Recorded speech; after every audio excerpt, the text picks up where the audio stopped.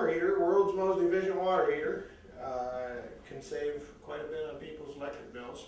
It's a sphere. It's about 11 inches in diameter, so it holds about 1.7 gallons. And it has a resonator on the side, an ingoing probe, and we'll have a meter to measure the battery. It'll just be heated with a 9-volt battery, basically. And whenever you're ready, we'll start. And do you have any other? Well, let's go over what each item is. What exactly do we have here? Well, I think I went over it. It's a sphere. Okay. And there's 1.7 gallons of water, 11-inch sphere. And there's an ingoing probe, and a resonator, and a battery. Okay. And what are all those wires there? Well, the wires, they connect the resonator to the probe and the shell of the sphere. Okay. Or the water heater, if you want to say it that way. Okay. So what would be the purpose of this exactly? To heat water. To Okay. heat a house, it could be used for heating houses, heating water.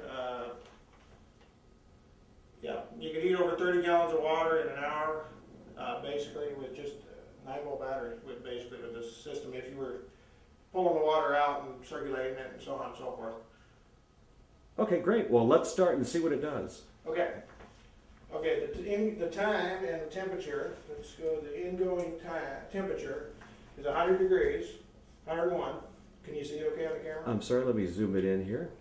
Okay, it's 101 degrees. Okay. And the time is 25 minutes and 30 seconds. We're going to go for 2 minutes. And we're plugging in the meter. And the draw is 0.18 amps. Okay. We're set on the 10 amp setting. You can read the 0.18 probably. And this is the power coming out of that 9-volt battery right there. That's correct. Okay. So what would be the advantage of having a heater like this? Basically, the advantages are many. Lower energy costs. You can save about 90% on your heating bill. If you're paying $500 a month now, which most people in the colder countries are, colder areas of the country are, then you could heat your home for $50 instead of $500 or less. It could also be designed to provide heat during power outages. It could be portable. It could run RVs, recreational vehicles. Well, it could be used in RVs and boats and camping. It's non-toxic, it's fuelless, provides affordable heat. Could be used for either water heater or home heating. Low energy consumption, fast, scalable to any size, inexpensive, easy maintenance. Could be used as water distillation and also as a humidifier. That was another thing we didn't think about. If in dry areas, a lot of times women especially like humid air, so this would actually could be made to put out a little bit of humidity into the room as well as heat. How did you come up with this idea? It's based on Keely's work, sympathetic vibrational physics, and basically if you resonate things correctly, what time did we start? 25:30. Oh, okay, we got 27 and 25, 26, 27, 28, 29, 30. Okay, we got 184 degrees Fahrenheit.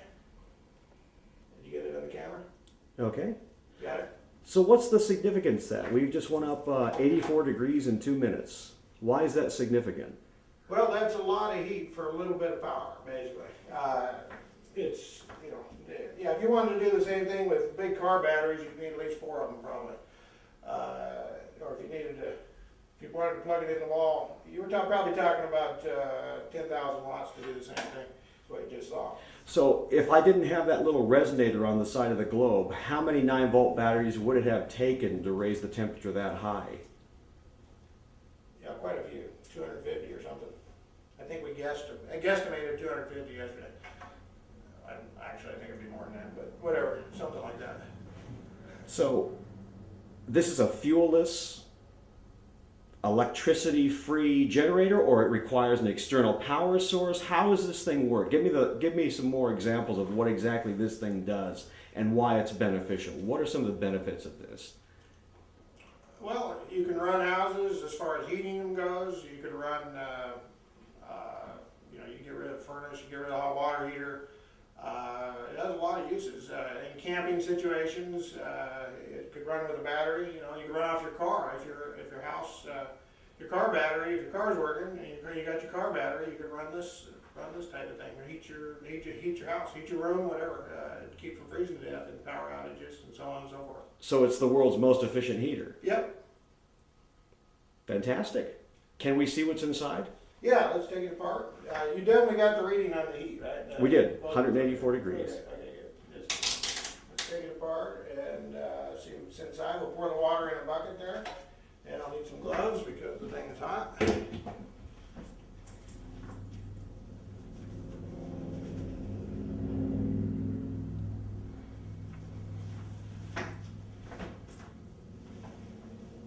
Now that we're done, we don't have to worry about the tuning.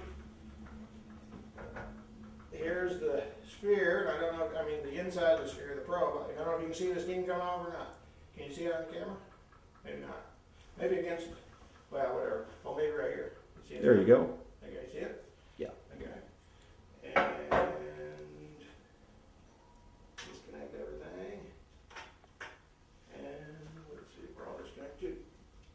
And we'll pour it. I'll bring the bucket over so you don't have to move your camera.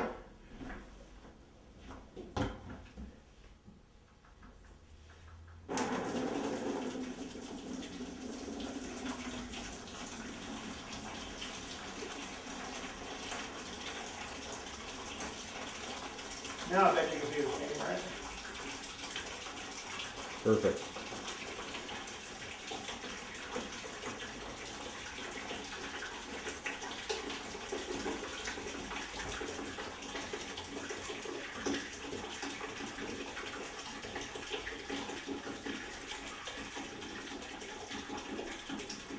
Yeah, basically to make a sphere, you start with a stainless steel sheet, you put it on a lathe, and there's a tool that bends it into a hemisphere, and then you weld two hemispheres together.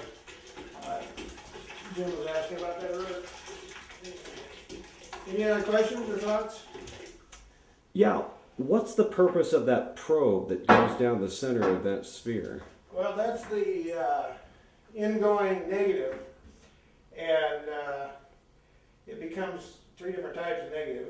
Yeah, basically it helps establish a vibration from the inside to the outside. Sets up a set of vibrations, and that creates an unusually fast heating of the water. Also heats perfectly smooth. You don't hear the popping like you get with a lot of furnaces and stuff.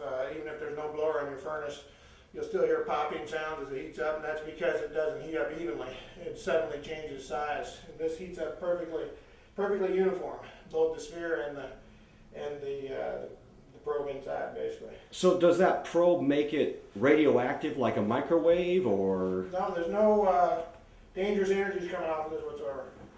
Matter of fact, the energy that this gives off is actually healthy and good for you. Fantastic, thank you. You're welcome.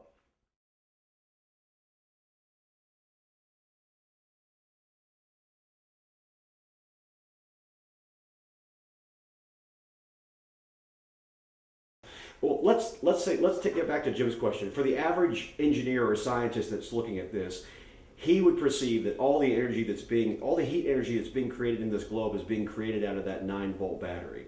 Oh, that's not correct. The 9-volt is not even necessary, as we already discussed. This serves as a catalyst to get everything going, basically. The battery's good for starting. Like you start your car, it's good for starting. That's it. That's all. It also, well, it's good for starting. It's good for keeping things stable in systems. It's good to have battery because if you get surges, the batteries can absorb those. So batteries have useful purposes. Yeah. So they're not really used in your system to actually sustain the power. They'd be used to kick it open. Right. And then you could technically pull it out of the circuit because you've created somewhat of a chain reaction. Is that correct? That's correct. Okay. That's correct. It's a controlled reaction. Yeah, you can call it a chain reaction. Yeah, they did a movie a number of years ago, Chain Reaction, and I think we're all seeing it, where the guy figured out how to make hydrogen from water in a really efficient manner, and that's a good analogy and a good, even for this. You can make hydrogen instead of heat if you want to. You can make electricity instead of heat. Change things enough. Oh, go ahead, please. You've been talking about making a very efficient water heater, but it seems like really you solve the world's energy problems, which is a bit more significant than just a water heater. Yeah, well, we're not the first ones to do it, but you know, Tesla did this stuff years ago, and so did Keeley. But yeah, we have solutions. That's what World Improvement Technologies and World Improvement Ministries is all about.